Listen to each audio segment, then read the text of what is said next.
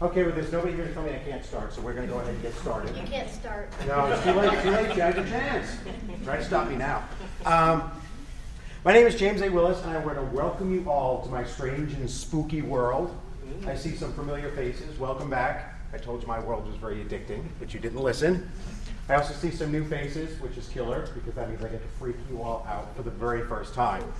But before I begin and we journey into my strange and spooky world, I have to thank each and every one of you guys, because you guys are hardcore. I mean, you guys have been in this room the entire day. You're making me very nervous that I have to, live up to your expectations. I'll just start by saying the dudes walking around with the AK-47s in the parking lot, they got nothing on you guys. So I appreciate you guys hanging in there. For those of you who don't know me, I'll tell you a little bit about myself very quickly. I am the founder and director of an organization called the Ghosts of Ohio. I started that in 1999. We've been going strong ever since. We have got a booth that is in I think it's officially known as the back alley in the other room. If you haven't seen us yet, please come back there. We got a little cooler out and some chairs. It's very, very family friendly, sort of. It's very nice. But as I said, we've got about 30 members throughout the entire state. I actually have been chasing after ghosts, monsters, visiting crybaby bridges, all sorts of things for roughly about almost 25 years. I grew up in upstate New York, so I blame my parents for taking me to go see the Headless Horseman. But along the way, I also hooked up with Mark Moran and Mark Schurman and became part of the Grand Order of Weird Writers, which is about 15 of us that they fan out across the United States looking for all sorts of strange and bizarre things. And I actually get paid to do that, so it's the coolest job ever. Question that people always ask me is, what got me into this? And I'll be really, really honest with you. It all goes back to being a small child and just having this sense of awe and wonderment that there could be this world outside that we don't know about. And so, I'm going to give it first my shameless plug here that we are actually selling these t-shirts. I see people who see dead people, which I think is quite appropriate. And then I've seen the Ghosts of Ohio. But I would like to say that it was, if I can get a little sappy, just a wee bit, and then we'll get into the weird stuff, is that today I actually saw that same sense of wonderment and awe from this little guy right here. So this is for you. Oh, cool.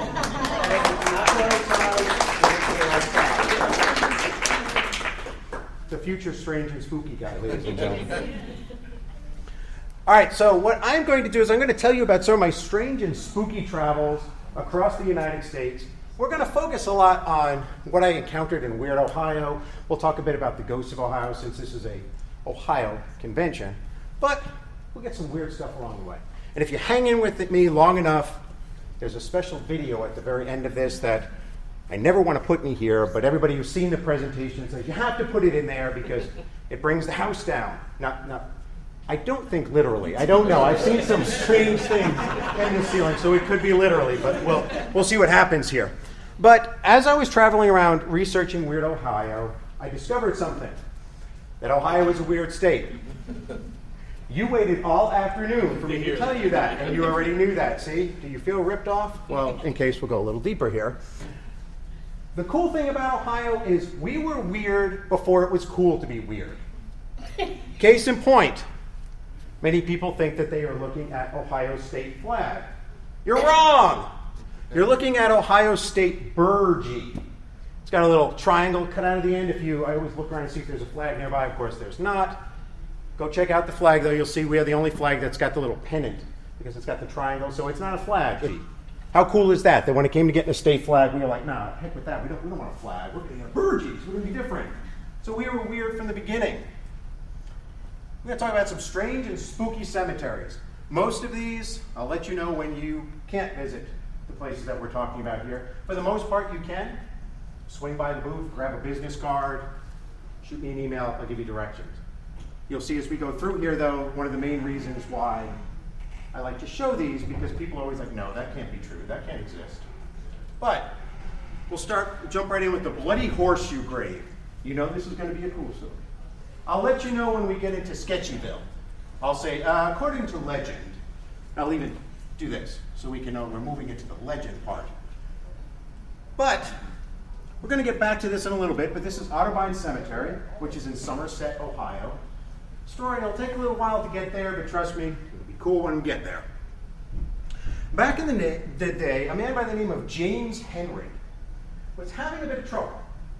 Couldn't decide if he wanted to marry a woman by the name of Mary, or if he wanted to marry Rachel. He couldn't decide. What he decided to do was, I guess you did this back in the day, he decided he was going to let his horse Bob decide who he was going to marry. So what he did is he climbed on the horse, smacked Bob in the rump and said, "Giddy up." And he said to himself that whoever house it stopped at, that's the one he was going to marry.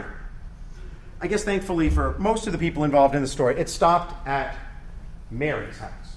He immediately got down on his knees. He asked if she would marry him. She accepted. And on their wedding day, she got Bob the horse as a wedding gift. Now, sadly, a short period of time passed, and then Mary became very ill, and she passed away. In a stroke of utter stupidity, James wasted no time, and he turned around and he asked Rachel to marry him. Accepted. And on their wedding day, she got Bob the horse as a wedding gift. Now, some people say that that didn't sit very well with Bob the horse. Some people say that it didn't sit very well with Mary's ghost. Because shortly after Rachel was married to him, she got up one morning and could not find her husband, went looking for him everywhere, and eventually found him lying on the floor dead in the barn with the imprint of a bloody horseshoe smack dab in the middle of his forehead. The only other living creature in the barn was Bob the horse. Now, according to legend, you always have to say it in that voice too, because it makes you sound really creepy. I should get a flashlight to say it next time, according to legend. But according to legend, right around the same time that they found his dead body, out at Otterbein Cemetery, on the back of Mary's tombstone, very faintly at first, but then growing darker and darker over time, was the outline of a bloody horseshoe. And no matter how hard you scrubbed, it would always keep coming back. This is Mary's headstone. It's seen better days, obviously. It's now surrounded by a small metal fence. That's the front. But indeed, if you walk around to the back, you will find something that looks a bit like a bloody horseshoe. It's interesting because people point out and they say, is that where they could have nailed a horseshoe to it? It's actually pock marks. They're really not that deep. The Columbus Mental Asylum Cemetery. This cemetery is home to, it was two at one point, now it's only one, tombstones that were pretty much identical, and they freak me out every time I see it, which takes a lot to freak me out. It's also strange because there is only a single word on the tombstone, and yet it still freaks me out. A little bit of background about asylum cemeteries, especially ones that were put up right around the time as the Columbus one was. It was considered a stigma in those days to actually have, I have no idea how I ended up back here, to be honest with you. I put the monsters down. Another 5 minutes, I'd be out in the lobby yelling, "Where did everybody go?" It was considered a stigma back in the day to have a family member in an asylum. And so for that reason, if you go to asylum cemeteries, a lot of times you won't find names. You'll just find numbers, which is actually quite sad to see row after row of just numbers. But it's not a number on this tombstone that freaks me out.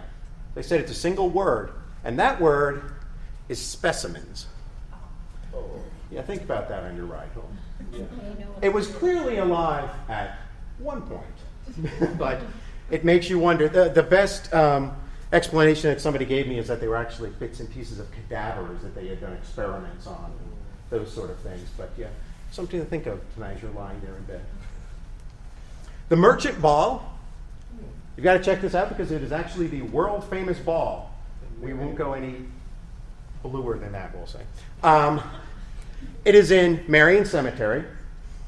And what you're looking at is this is the Merchant family plot, the giant ball in the center there. And then these around in a circle are the individual graves of the Merchant family. The one we're concerned with is this big old guy in the middle here because it moves. Notice I didn't do my tacky according to legend. It does move. How do we know that it moves? Well, there you are looking at it. It is 4,500 pounds solid polished granite. We know that it moves because of this spot. This is the part that should be attached to the base. No matter how many times they reattach it, it starts to turn.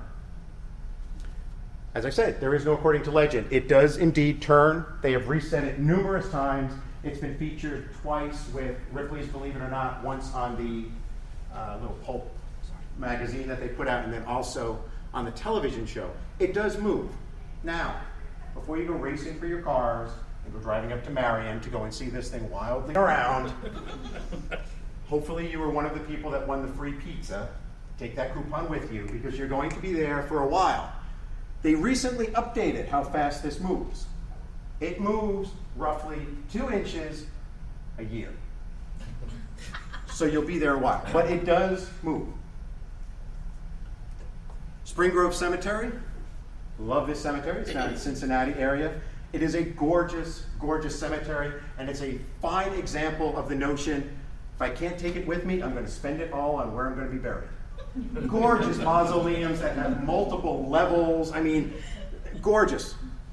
If you go, you need to go to lot number 100, where you will find the grave of Mr. Brewer. Very strange story surrounding Mr. Brewer. It is said that as he was nearing the end of his life and he was very ill, that he was kind of hurrying to get all of his affairs in order. And for the most part, most people believe that by the time he passed, he was done. According to legend, he wasn't quite done. And they discovered he wasn't quite done when they read his will. And noticed that there was a line in the will that said that he wanted his eyes scooped out of his head and jammed into his bust. If you weren't quite following that, there's supposed to be human eyes in that statue. I can't make this stuff up. We'll go in for a closer look here. They do appear to be human-like eyes. They also appear to be a version of like a tacky Elvis on velvet. You know, whichever way you move, they do seem to be following you. Strange and spooky buildings. The Longaberger Basket headquarters. This has become something that many, many people here in Ohio have said is almost scandalous. Because how dare Weird Ohio place this on the cover of their book? There's nothing weird about that. Giant building shaped like a basket that people work in. There's nothing weird about that. That's why it's on the cover, people. For those of you not familiar with Longaberger baskets, I will say, and I think many people, mostly male, most in secret, will agree that Longaberger baskets are weird. I don't understand the need to spend $250 on a butter basket and then get a little liner for $50. I don't understand that. So this to me is really, really weird. If you're not familiar with this building, this is their headquarters, and people do indeed work in there. My favorite part is, this is the smoking area. You can barely make out the little people. Personally, I don't think you should be allowed to smoke that close to a giant wicker-type basket, but that's just me. Interesting side note about this is that right when the building was almost completed, they stopped for a moment and they said, it gets kind of cold in Ohio. You know, it's going to be really, really bad if ice forms on here and then the ice breaks off, because what you can't see is the roof of the building is solid glass. It's a glass atrium. So they went back and spent several $1 million. As far as I know, this is the only building in the world where they paid several $1 million to heat the handles. I am also looking for the gentleman who did do this, not according to legend, he did. He's almost impossible to track down, which will become apparent in a minute, because a guy actually took his private plane and flew through the handles.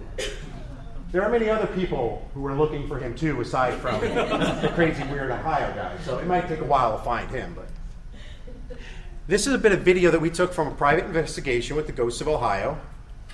This is interesting because even though you're looking at video, you're going to hear a little clip of audio. When I play it, you're going to hear a sound. Actually, it's a series of distinct sounds that are very, very unique. I'm going to play it twice for the sake of time. When you hear it the first time, just think to yourself what you think it sounds like. Notice I'm not telling you what it sounds like, because I know as soon as I say, listen, you're going to hear a car backfire. You won't, but If I say that, you immediately are thinking, okay, listen for the car, listen for the car. So I've already planted the seed here, what you're supposed to listen for.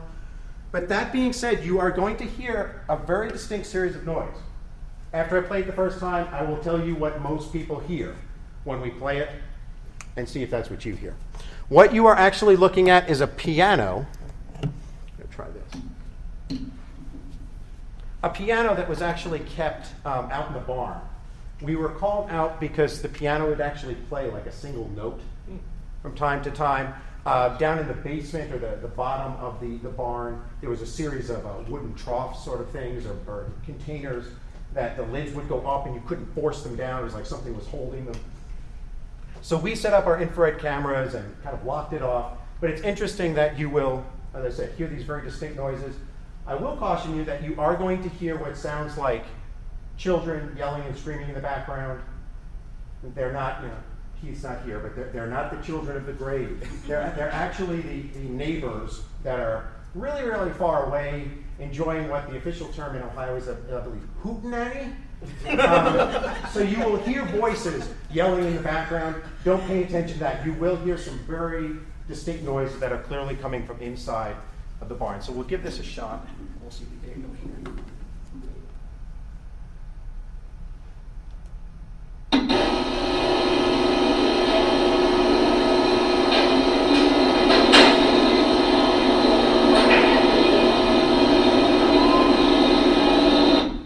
One more time before I tell you what most people hear.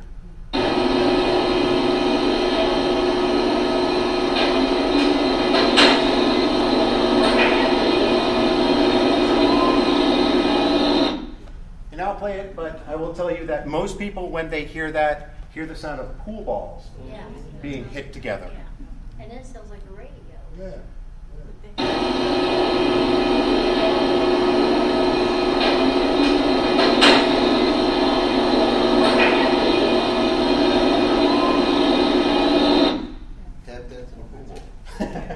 It was a hootenanny inside the barn. The sad thing is that after we had heard that, we went back, and to their knowledge, they had never had a pool table out there. But as I said, it was interesting that everybody who hears that hears a very distinct noise that's taking place there. Where'd that piano come from? I'm not sure where they actually, it was kind of, Wendy, wasn't it that they were kind of like selling things back and forth like antiques? So yeah, they were selling it on the eBay. So it wasn't something that actually came with the house. They just kind of brought it in. The wall of gum, to shift gears just to one of my favorite places. So I get a call from Mark Moran, and he said, can you go out to Greenville to check out the wall of gum? I'm like, yeah, sure, why not? So then, what is it? And he said that it is the Made Right Sandwich Shop, famous for their loose meat sandwiches. Yum, yum, eat them up. Loose meat sandwiches, by the way, just think Sloppy Joe without the sauce. Basically meat. But he said, they say that when you go out there, you're going to find this wall that people have put gum on. Okay. So as I'm driving out there, we're thinking we're going to find something along the lines of what you would find at like a drive-through bank or like an amusement park where you see a couple of pieces of gum that kids have just stuck on the wall. That's what we thought we were going to find. The bad news is we didn't find that. We found a building of gum. Every side of this building, did I mention it was up to 7 feet off the ground, was covered in wads and wads of gum. And as I sat there dumbfounded, I watched all of these people walking in. And like this bizarre rite of passage, they'd be walking up like chipmunks, like storing it up like for the winter, and they would just grab their wad and like slap it on there and then go in. And children were going up and like stretching their gum out and putting their initials on the wall. And then there was even this one I thought was totally cool. It blew a big bubble and then kind of like pinched it off in their mouth and stuck the bubble up on there. So it was just like, this is crazy. So I walked in thinking, this is a restaurant. How did it get to this point? There's no way that they can condone this type of behavior. Not only do they, but after you're done with your loose meat sandwiches, you can purchase your very own Wall of Gum t-shirt. Which, you come up and feel it. It's actually got little raised wads of gum. I'm used to wear this for presentations, And then I discovered there's something called good touch and bad touch. So I don't put this on for presentations. I will lay it over the chair here and have at it, people. Much to your heart's content. The brick outhouse is one of my favorite things because it's just bizarre. It must have been a very, very, very, very slow year in Ohio history. But we can all be proud that up in northern Ohio, and Ohio in general, that we are home to the one and only, we'll keep this G-rated, brick outhouse listed on the National Register of Historic Places. There is, it's actually behind a school now, it's just sitting off there. They do have a little plaque there. They don't tell you what the building is, maybe for obvious reasons. And I mean, don't get me wrong, it's a very nice outhouse. It was actually designed to be a 12-seater, 12 for the boys and 12 for the girls. 6 for the boys, 6 for the girls. It's certainly nicer than the 2-story outhouse I found working on Weird, Indiana. Bad for a while. Yeah. Not according to legend. That does exist as well. There was always the opening at the bottom, though. I'm not sure why, but you know, the top one was always full. The Fairport Harbor Lighthouse. This is a great, great story that has been told for many, many years. And the story was that the lighthouse keeper, he had a wife, and the wife became very, very... It's actually interesting to see if you were up in the wee hours of last night or this morning, depending how you look at it. Travel Channel actually reran a version of this. But the outhouse, sorry, I'm back on the other one. The lighthouse keeper's wife was bedridden. She was very, very sick. And so the lighthouse keeper, to keep her company, she loved cats. So we all know nothing makes a woman happier than to throw a whole mess of cats at her. So he gave her a whole mess of cats. Her favorite cat was this big, fat, juicy gray cat. That was the one that always stayed with her, no matter when the other ones ran around looking, I don't know, out to sea to catch their dinner, I don't know. But the big, fat, juicy gray one always hung around her until the day she died. All the other cats stayed around. Big, fat, juicy gray one disappeared. That started the story. That, according to legend, up until the present day, people started seeing the ghost of this big, fat, juicy gray cat roaming around inside of the lighthouse keeper's house. Most people thought that that should fall into the, according to legend, category, and indeed it still can. But something interesting happened, I think it was roughly about 8 years ago. They were kind of doing renovations to the lighthouse keeper's house. And one of the things they were doing was they were putting in air conditioning ducts. So a worker went down into the crawl space down in the basement. He was basically laying on his back, kind of shimmying along. And he said that he was starting to work on one of the ducts, putting it in, and then he got this weird feeling like he was being watched.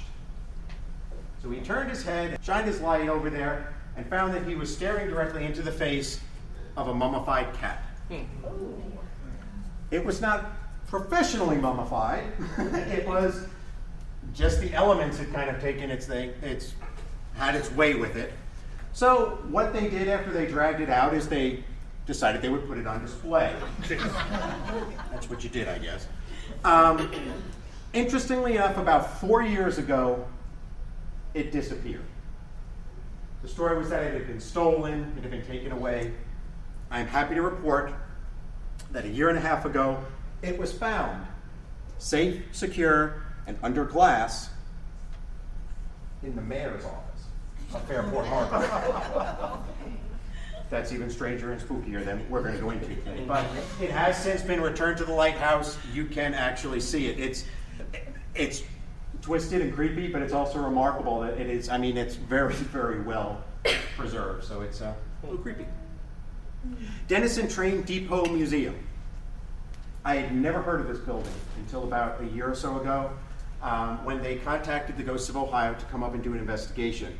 They were having all sorts of strange things that were going on inside of the museum. This is a picture taken a few years back. I cannot recommend going to this museum enough. Ghosts aside, it is the most remarkable museum. Of course, tell them Ghosts of Ohio sent you, but amazing museum. They restore old train cars, and then what they do is they put them out on the tracks that aren't used anymore, and they line them up. So you literally go back through history by walking through the different train cars. The hospital car that they have allegedly has a ghost or two in there. And they also got some strange things that are going on in the baggage claim area. My favorite is, this clearly isn't period, but it's just me. You certainly have, if you're looking at it from a ghost aspect, many, many elements in here that could result in a haunting.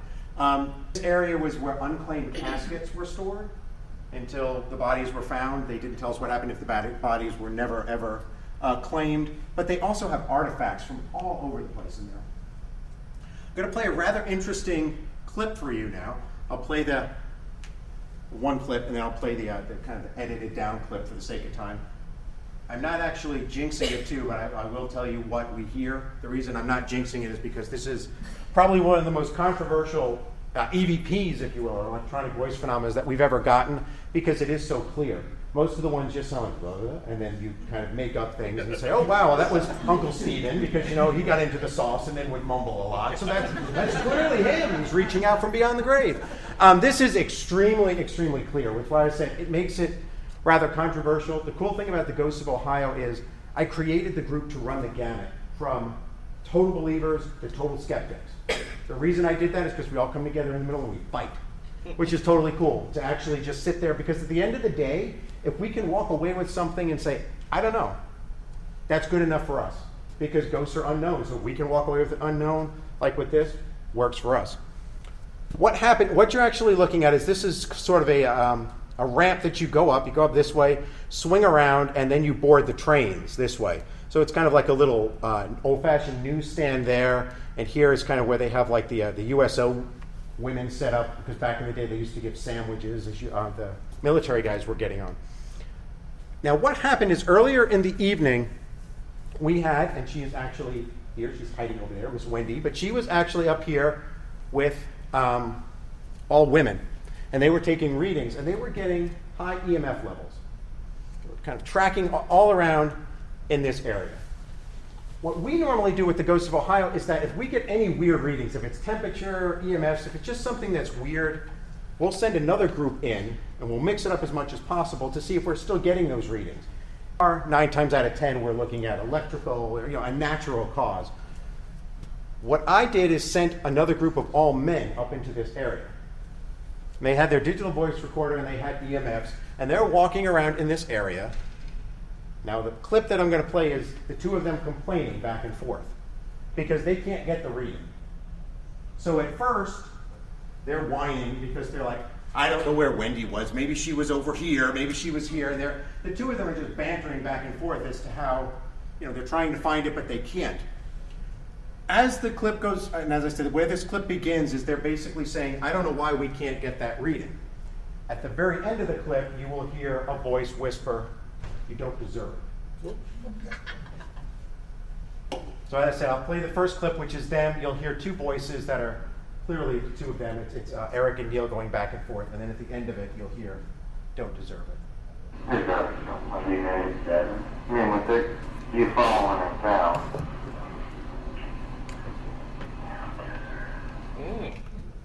I'll do a little guy over here for the sake of time. This is it by itself.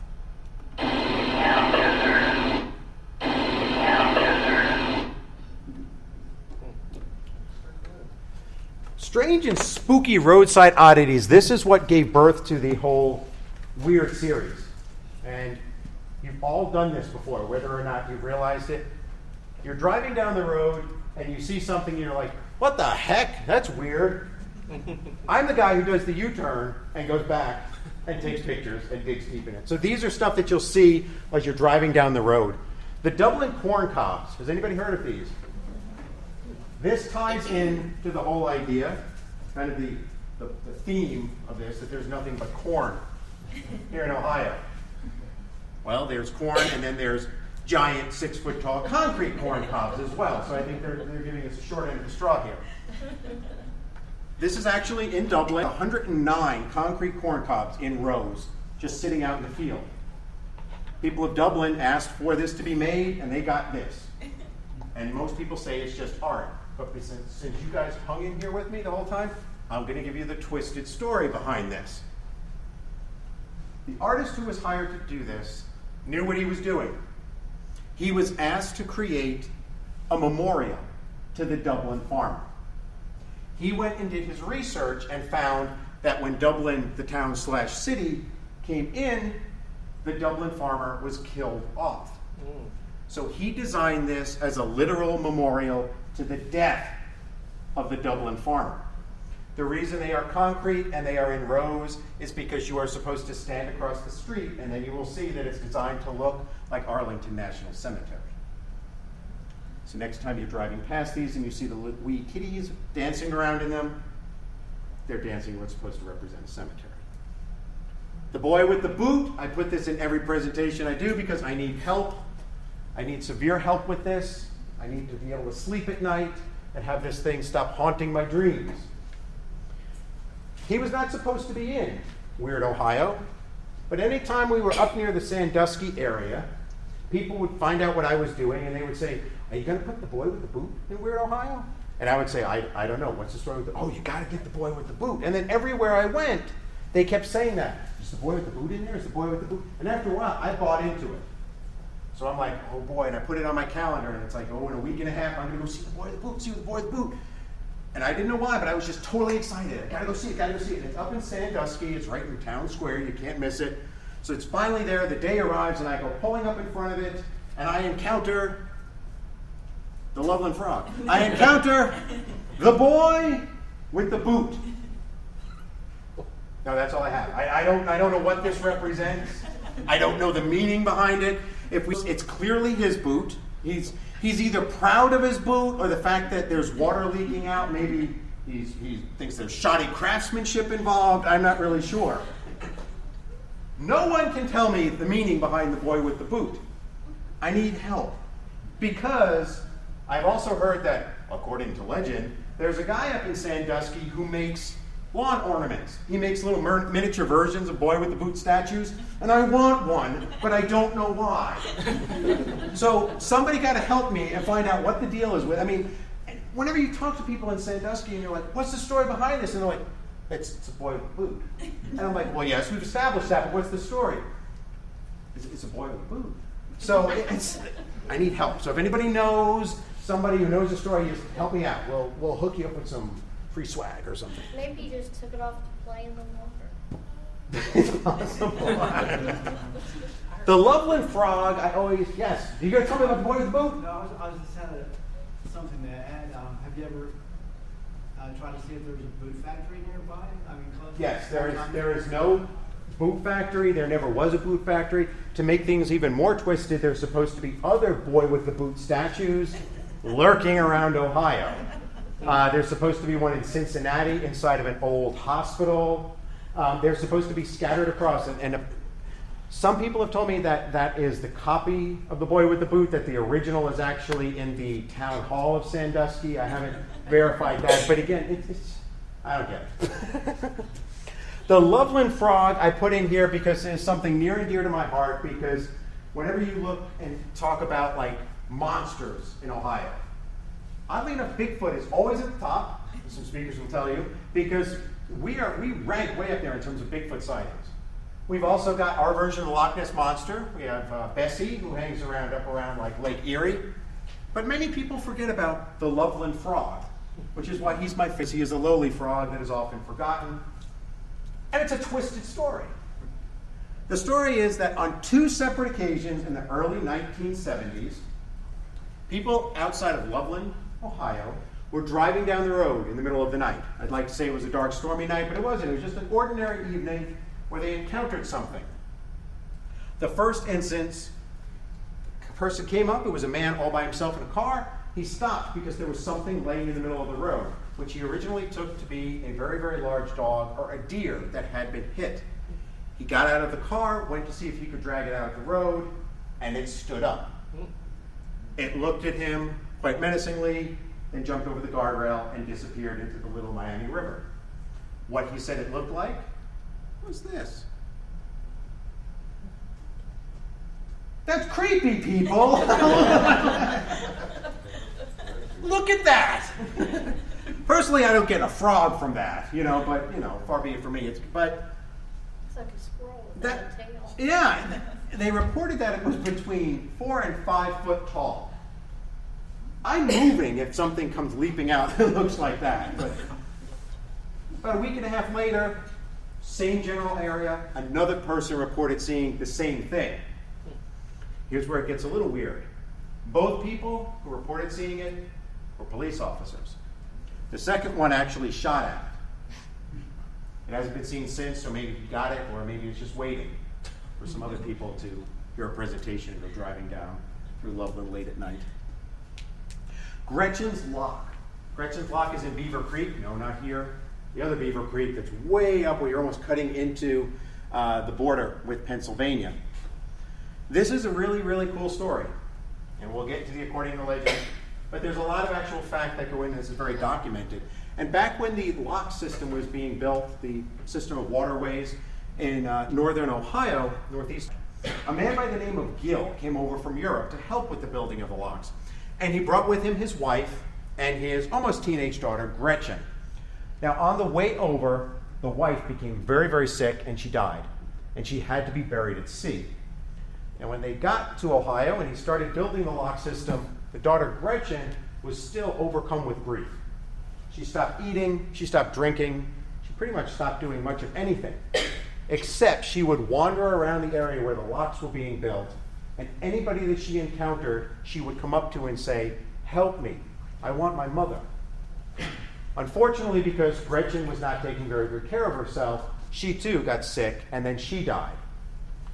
Now, the father/husband knew that when he finished building the locks, he was going back to Europe.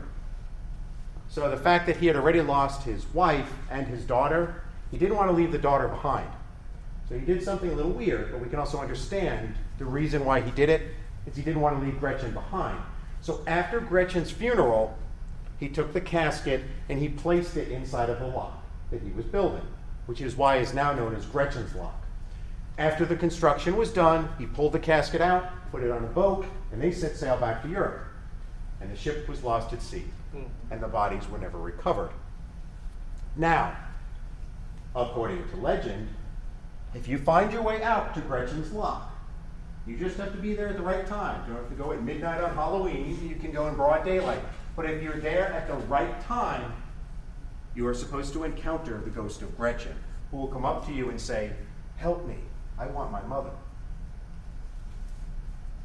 This is the path out to Gretchen's Lock, several miles through this. The day that we went out, it was myself, my then girlfriend Stephanie, and another couple. It was a freezing cold Sunday in January. You can see there was snow on the ground. The water is right along here. We got there, as I said, we were walking several miles back. It's the only way in, the only way out. I had actually taken an old map of the area and overlaid it over a new map. And we were wandering through the woods, and I'm muttering to myself, "Please let it be out here, please let it be out here." Because I had a deadline. Otherwise, I wouldn't have been caught dead out there. It was freezing. We did find it, though. You know, there was actually a little plaque out there that told the story of the family and him coming over and then going back. When we went out there was nobody parked alongside the road where we parked. We didn't see anybody. We didn't hear anybody because it was freezing cold and nobody in their right mind would be caught out there. Now, we took a few pictures, stayed out there for about 15 minutes, and then started walking back out. Same way we had gone in. Again, didn't hear anybody, didn't see anybody. We got back to the car. There were no other cars there. There was one difference, though. On the way out, we saw something that wasn't there on the way in. What we found, written in the snow in letters about this high, was "Help me, I want my mother." Wow. There's actually a close-up of my mother. The only footprints were ours going out. The letters were about that high. Now, can I sit here and tell you that a ghost wrote that? No, I can't. I have absolutely no evidence to support that. I can tell you there was no way that was there when we went out. Now, could somebody have walked roughly a mile and a half back into the woods hoping somebody was back there to scare, wrote that, and then ran away giggling? Sure. It seems kind of far to go for a practical joke, but sure, it is possible. But I can't tell you a ghost did that. I can tell you that the story that I just told you is one of the main reasons that my then girlfriend Stephanie is sitting in that back corner as my lovely wife Stephanie. Because when we came across this, Stephanie did the same exact thing I did. This is cool, and started taking pictures. Now the other couple, we don't see them very much anymore. They basically looked at us and were like, we did not sign up for this, and they ran away. They left us. To protect the guilty, I don't show the picture of them going down the path and then locking themselves in the car in broad daylight because of something written in the snow. So the advice I always give everybody, if you're single and you're out doing something spooky and something spooky happens, take a look around. You never know who might be around. Could be the marrying kind. Naked Leg Sundial. This is actually in Indiana for part of the Weird Indiana book that I wrote. I'm going to show you guys this because it's going to be very hard for you guys to see it for yourself, which will become apparent in a few moments, although you're still willing to try. If you'd like to go, have at it.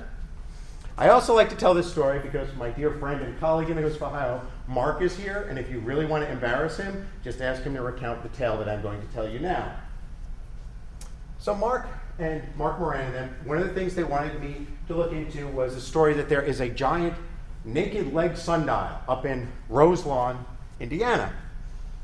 Okay, do you know anything more about it? And they said, yeah, it's supposed to be in a nudist camp.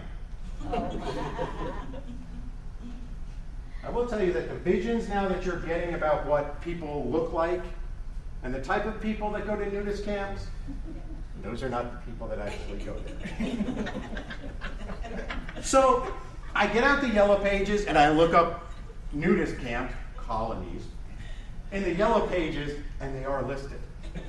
So I call them up and say, hello, trying to sound very professional. Hello, this is James A. Willis, and I'm writing a story up in Weird Indiana, and I would like to have your Naked Lake Sundial featured prominently in its pages. There's a heavy sigh on the end of the phone, to which the guy says, that's the nudist camp across the street. So there's actually two. Keep that in mind. Go. The second one, I will just tell you, and then we will move on quickly, is family friendly.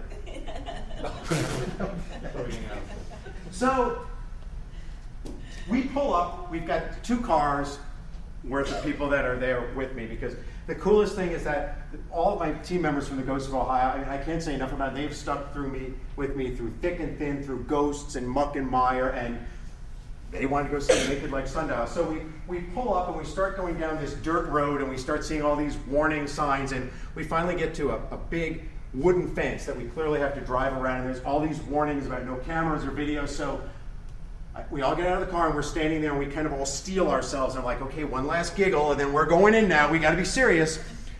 So we steeled ourselves and we went around the corner and we entered what appeared to be like the land of like Sanford and Son or something. It was just like an old like junkyard type of thing, and it was something out of Hotel California, because the building was made out of like reflective golden like glass, and you know, so we go walking in there, and as I walk in, a gentleman stands up. Thankfully, he had a very long shirt on, we'll say. And he stands up and he says, okay, yeah, the Naked Leg Sundial is out that way. So we go walking out there, and there she is. You can see the Hotel California building back there. Now Mark, had forgotten his camera and was using his camera phone. So we're all clicking away. When we were done, he had forgotten to save them all because he was so nervous. So he has no pictures of it. While this was going on, you're thinking to yourself, don't turn the camera. Because that's when we discovered that apparently when you go to these nudist type camps / colonies, the first thing that you do is you take all your clothes off, and then you go and you rent a golf cart. And you drive around really fast and let everything flap in the It's easy to get distracted by that. There was a gentleman over here that I just think was just looking for trouble, because he was actually grilling out. Go ahead, think about that for a little bit. He's grilling out. So we get the pictures and we go to leave. It's funny because people ask, well, was it really keeping time? I don't know. I took the pictures and then took my leave. And as we were leaving, I kept thinking that really was like the Hotel California, except there was one major difference that we saw. Here, you can check out anytime you like, and you can leave, but you have to put your pants back on first. Sonora. So if you want to clean up afterwards, it's a good thing if you're feeling a little dirty from the Naked Leg sundial that Jesus is big in Ohio. Really, really, really big. He lives right by it. The best part about this is, according to legend, a gentleman by the name of Haywood Banks read about this in Weird Ohio and then did the hit song, which is available on YouTube, called Big Butter Jesus. I don't know if that's actually true, but I'll take credit for it. He is also known as the Touchdown Jesus, which is my personal favorite, the Cream Cheese Jesus. The thing that's funny is that he's clearly not to scale. I mean, if that was his cross, and I don't remember, I am, what I would call a recovering Catholic, and I don't remember Jesus ever leaping out of the water, so I'm not really sure where he's coming from here, but my favorite part about all this is they interviewed, right when the book came out, they interviewed the church that actually created this, or had it created, to which they said, well, we're very honored that it's in Weird Ohio, but we don't think it's weird. That's why you're in the book. The Allen County Museum is in Lima, Ohio. I can't recommend checking out county museums in Ohio enough because you get this bizarre collection of really historically cool things and then a bunch of junk that people just donated because they were cleaning out their basements. They're the best places if you ever want to find weird things. If you go to the Allen County Museum, here's how you find a really twisted thing here. I'm angry because they don't even list this on their map. Even after it came out in Weird Ohio, they don't list it. But here's how you find it. You go down to the second floor. Here's where the New Yorker in me comes out. But you go up to the water fountain. It's the thing where refreshing, clear liquid comes out, water. Get a refreshing drink, and then just look up. You will be staring at this. This is a collection that two brothers put together. They were dentists, but back in the day they had to do double duty sometimes, so they were often called upon to do other things, including retrieving these from people's throats. This is a collection of items that were swallowed by people. It's not a horseshoe, it's actually a piece of rubber tubing. But if you look, and we've got, I think they closed the thing, we'll be around tomorrow. We have a close-up of this where you can see bits and pieces of broken dentures. There are nails, there's jacks, there's all sorts of bizarre things in here. What I love about this is two brothers just made this. I want it to be around their dinner table. How'd it go today? I got 3 buttons and a key. What did you get? I got a hunk of rubber hose and I got a piece of denture. Let's start a collection. And that's what they did. And when you look at it, they are all lovingly placed on individual pieces of paper. And they've got the patient's name and their age and the area of the throat that they removed it from. It's just wonderful. So go down to the second floor, and as I said, the water fountain's right here. You just look up and you're staring right at it. Ohio's headless motorcycle ghosts. I love this about Ohio. We are home to more headless motorcycle ghosts than any other state. We should be proud of that. We should have a t-shirt with that on it.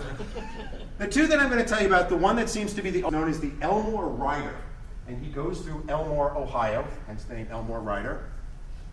Now the story is that he was coming down this path right here. There are different variations of the story, but that he was speeding down one night. He kind of got muddled up in the bridge right here, kind of went off the bridge, went through a barbed wire fence, came out the other side minus his head. And that if you go to the bridge on the anniversary of the death/accident, which is supposed to be March 21st, you go to the end of the road, you flash your headlights 3 times, you were supposed to see a headlight running down towards you and then will disappear. There is a very famous story that was in numerous journals back in the late 60s about people going out and doing experiments out here and actually flashing their lights, and it responded and came down the road at them. Personally, I'm here to tell you that if anybody tells you to do something a certain number of times and a ghost appears, it's not true. I wish it was true. It would make my job a lot easier. I could just set up my equipment, flash my light 3 times, have a sandwich, and walk away with all cool ghost evidence. So anytime they tell you to do something 3 times, it's more than likely an urban legend.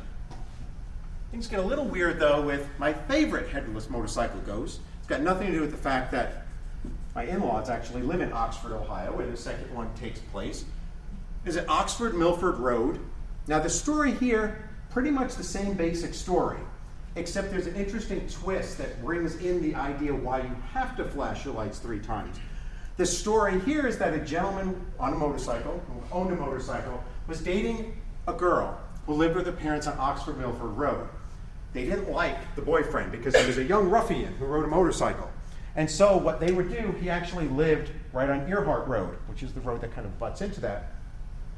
What he would do is he would wait until she went to the front porch and flashed it 3 times. And that was the signal, come on over. And he'd hop on the motorcycle, drive down there and pick her up, and then they would go riding off to do all sorts of good deeds. The story is that one night he overslept. In some versions, he's actually intoxicated, and she's frantically flashing the light 3 times. When he finally gets it, he hops on there, he zooms over. There's a very steep turn that he doesn't make. He goes through it, and again comes out minus the head. So they say that when you go to the spot, which is right roughly around here, you can see it's a very hilly road, and you flash your lights 3 times, that his ghost takes it as a sign, come on over and let's do charity work, and you will see the light coming towards you. I'm not sure why Stephanie actually agreed to marry me, because on one of our date nights, first time actually, I believe it was the first time, she might have to correct me on that, but one of the first times I met her parents in Oxford, I decided, you want to go see if we can find a headless motorcycle ghost? I think it could have been over right then, but she was like, sure. So we went out there, we parked. We did not flash our lights 3 times because it was one of those newfangled cars that you can't ever turn the headlights off with.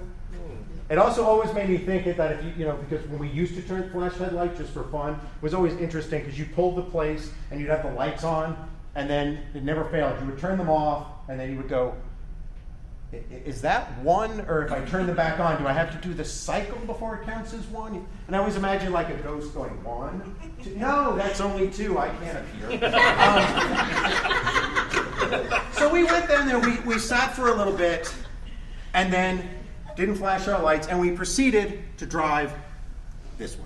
So we're driving along, and we're just talking, and all of a sudden, as we're starting to go along one of these hills, we look. In the other lane, coming towards us, about that high off the ground, dead center in the road, is a white light about that big coming towards us. We then on the hill. Stephanie was driving. I looked over at her and saw her looking ghastly white. And I said, "You saw that, didn't you?" And she said, "Yes, I did." At which point I figured the date was probably over, so start being the skeptic. So I said, as we're going up the hill here, I'm sure it's a car or something like that, and we'll see it in a second. And as we got near the top of the hill, the last thing I said to her is, "But you realize if we get to the top of the hill and there's nothing there, that's going to be a little creepy." And we got to the top of the hill, and there was nothing there. We went back and forth, up and down that hill, trying to see if a car could have turned off, if there was a way that a reflection or even a car headlight from one of the side roads, we couldn't ever recreate that. So there is something that's happening. You can actually go onto YouTube and see other people who have gotten the light that is bouncing along there. A real interesting side note, I don't tell this story very often, but this is just on a side note for this. Yeah?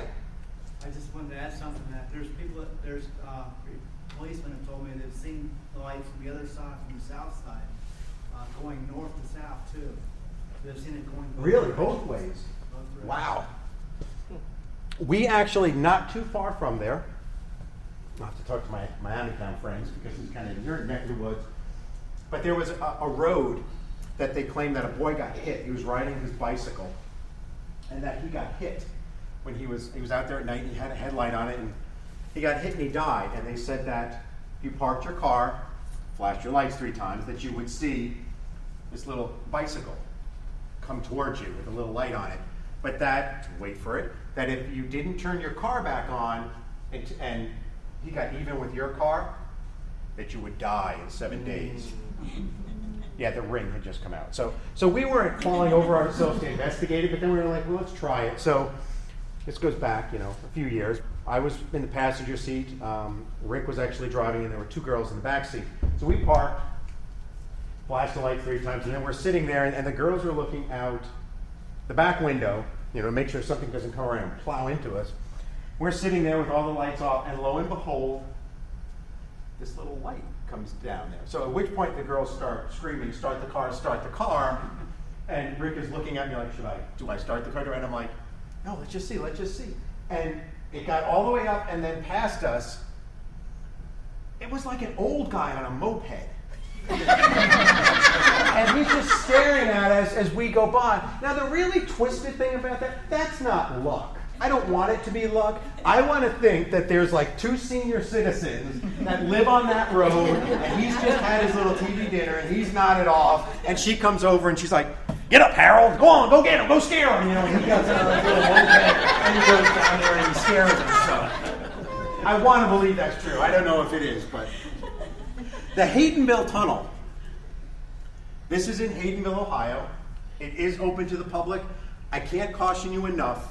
If you want to visit it, be very, very careful. I can't stress this enough because you'll find out in a second, not because of the ghosts, but because what you're looking at is the only way in and out of the Haydenville Tunnel.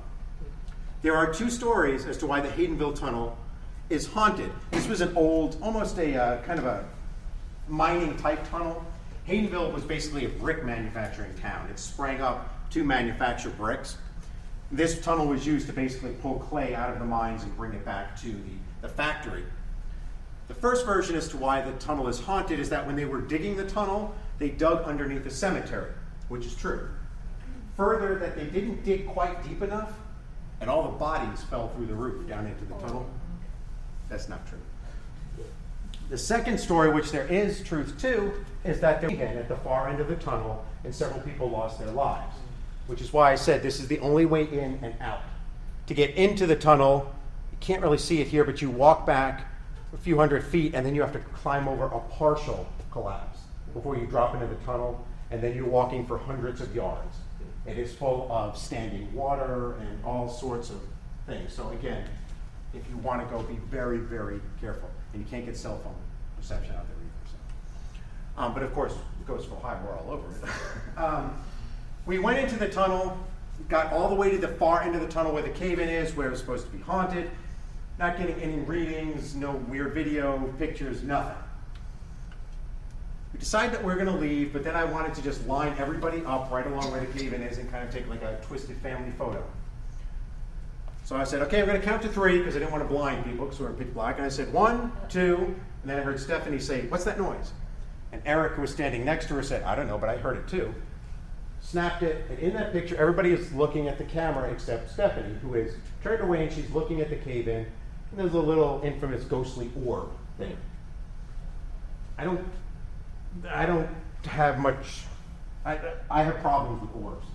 But here comes the part that I can't stress enough. If you get a picture with an orb in it or something that you think is weird, especially if you have a digital camera, keep shooting. Because if you get one picture with something in it, it's one picture, it could be any number of things. But if you get, like what I'm going to show you right now, which is a weird sequence of pictures with all sorts of twisted things going on, it almost builds your case. Not necessarily that there's a ghost there, but that there's something odd taking place. So what I did is after I looked down and saw that I had this little orb, I told them, why don't you guys go back? I'm just going to hang out here for a while. They're used to me being weird like that. So they left me.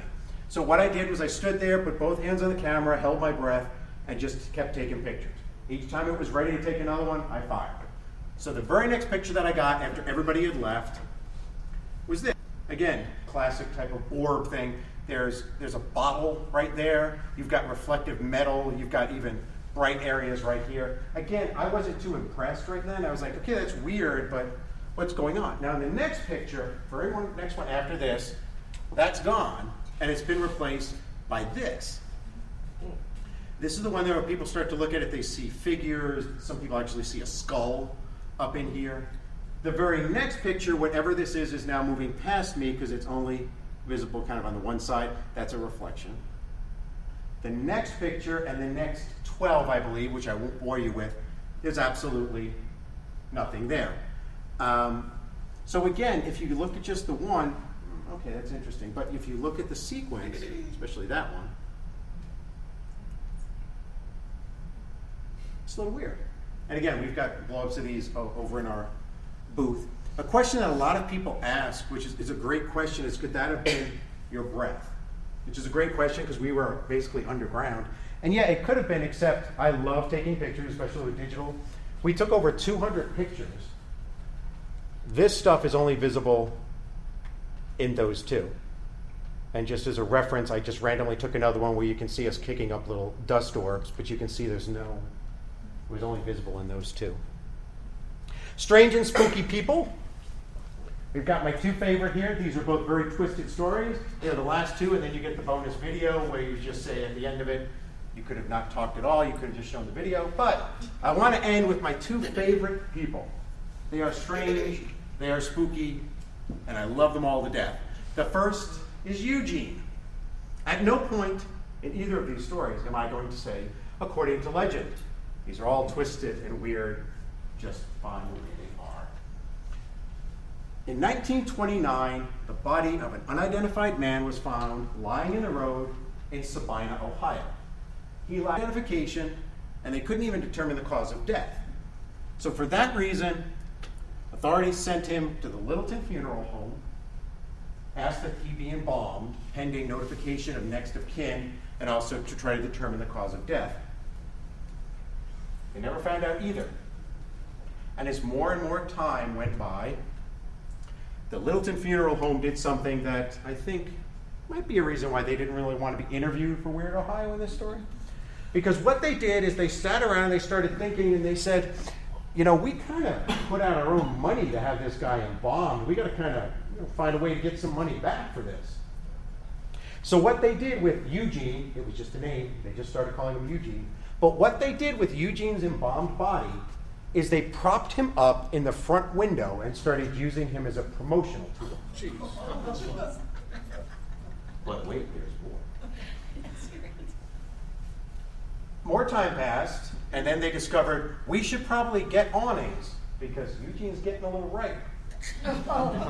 At which point they moved him back to what they now refer to as a old smokehouse behind the building. They would change his suit every year, but people could go in and still see a handiwork. Now more time passed, and the funeral home decided, I don't know, maybe we should bury this guy. I'd like to think it was out of the kindness of their heart, and I'm sure that certainly played into it, but I'm also convinced something else came into play.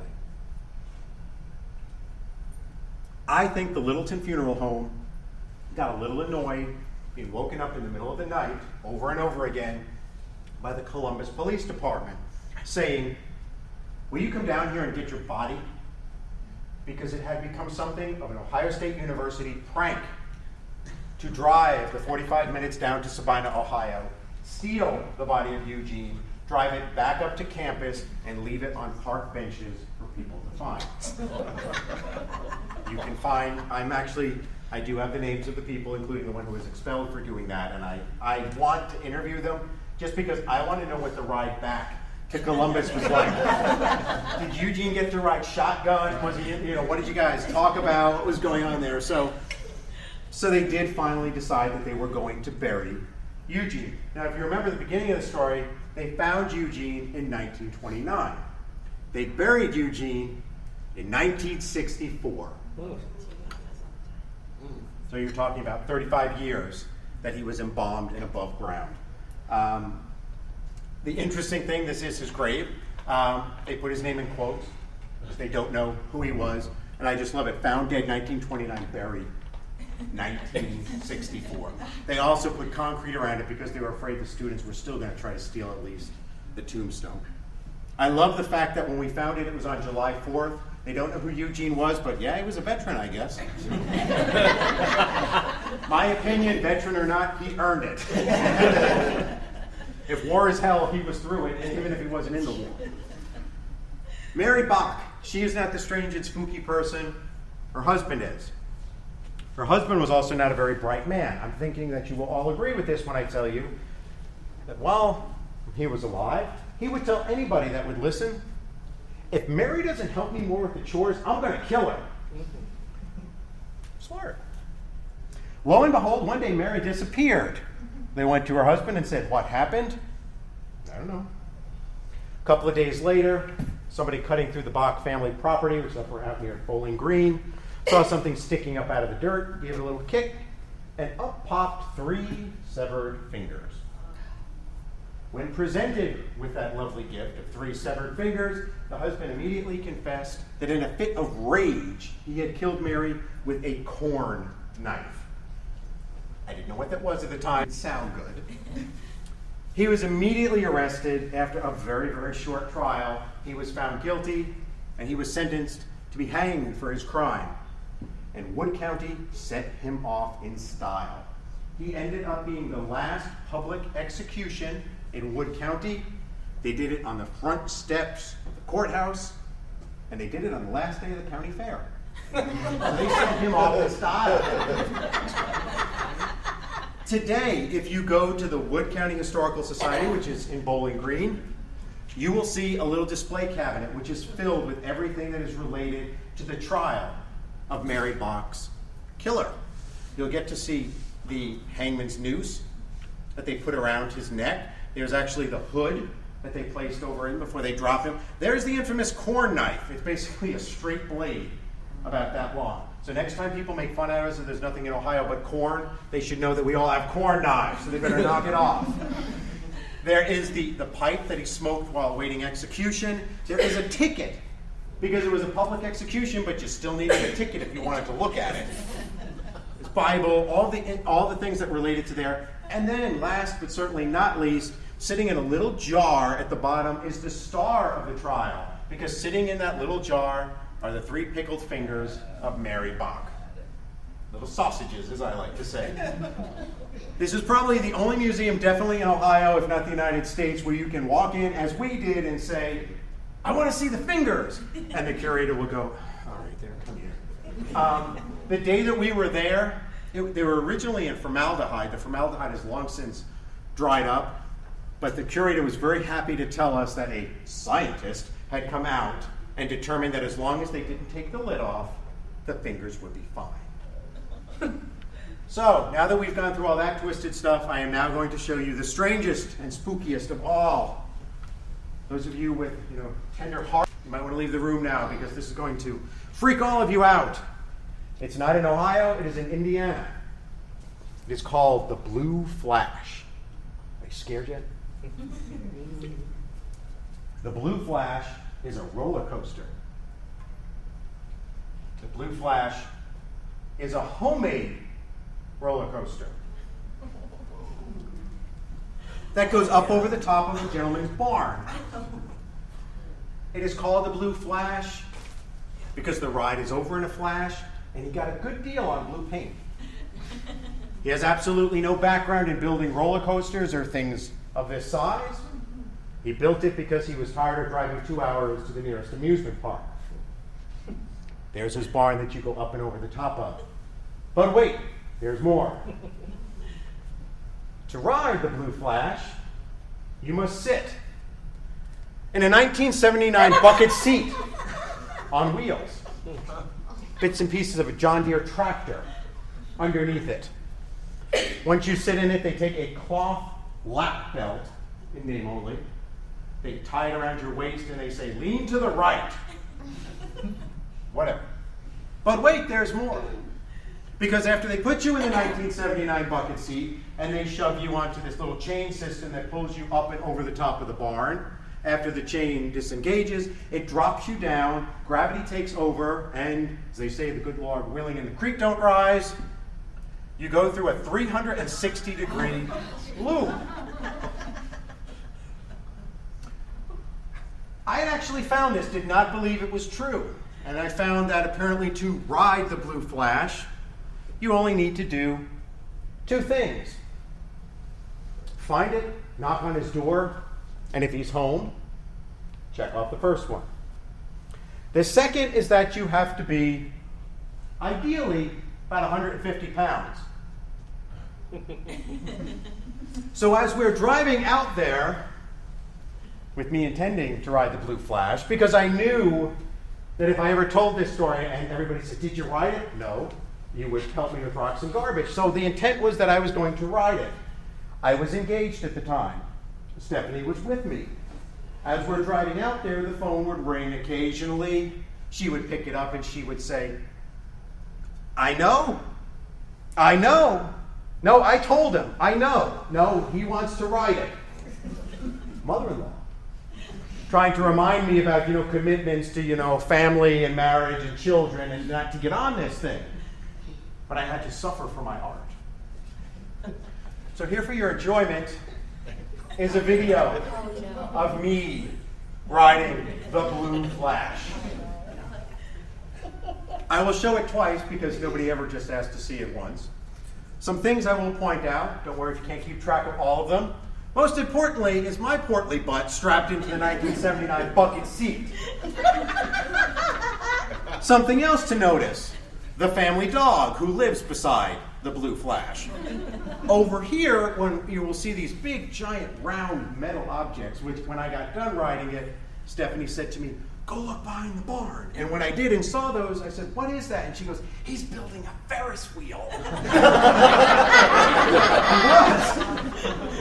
He has since actually put in a second roller coaster, Blue Flash 2, but that's family oriented. You kind of just rock around there. But the best part, it's very hard to hear because this is just funny and everybody starts laughing, but right around this point, what he's going to do is he's going to shove me, going to go up here, when I clear this, there's kind of a whiteout. It makes it look like I disappear into the heavens.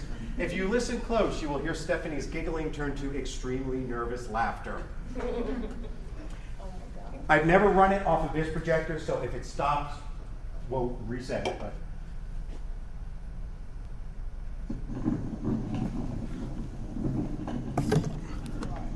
he just told me to lean to the right.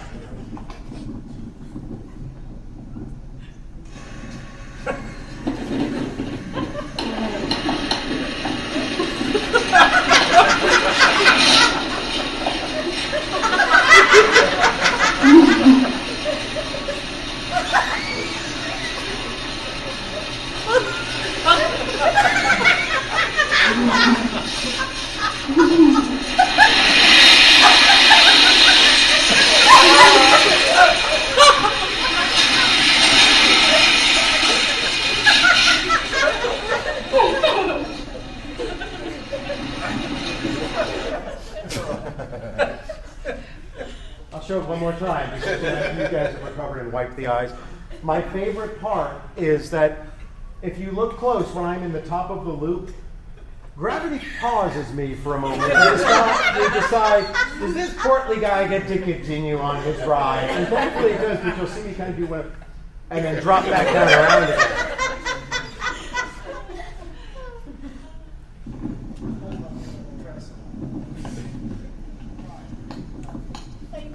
Yeah, lean to the right. The reason he told me that is because it basically drops you into a 45-degree angle right off the top.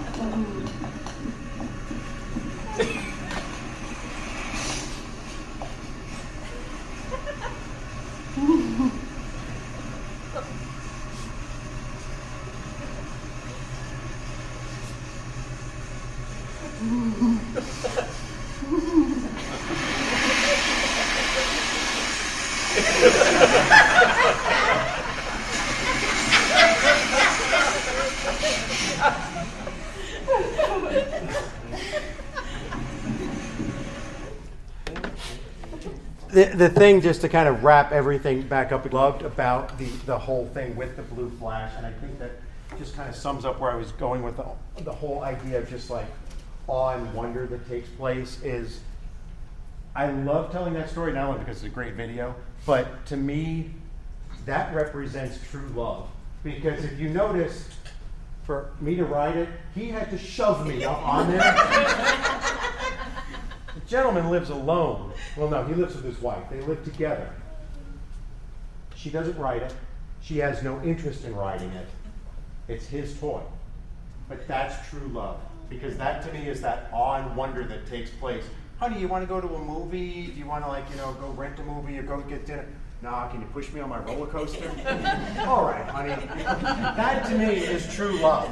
On top of that, you get the true love aspect where I asked him, okay, when you were building this, how did you figure out how high you had to get so that gravity would put you through the loop? And he said, the barn looked high. So I said, okay, so you just randomly picked the barn when, but how did you connect everything and just hope that it worked? And he said, no, I didn't want to do that. So I built the loop and then I tested it before I connected everything. Did you put sandbags or something on it? No, I wrote it. So I said, so you went up through the loop and then launched yourself into the yard? Uh-huh. And I looked at the wife and said, so did you dial 9-1 and keep your finger over there? And she was like, no, I knew he was okay doing what he was doing. That to me brings together the whole idea of awe and wonder, and true love and all that great stuff. So I know there's somebody coming after me. If you've got questions, I will be lurking around in the darkness, but thanks for spending some time in my